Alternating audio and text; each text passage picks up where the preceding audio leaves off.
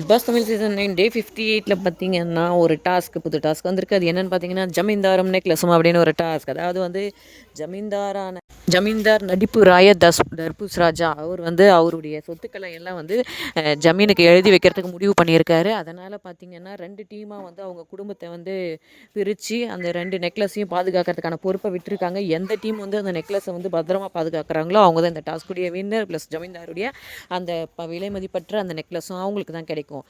தர்பீஸ் ராஜாக்கு இப்படி ஒரு மரியாதை கொடுப்பாங்கன்றதை நம்ம எதிர்பார்க்கல.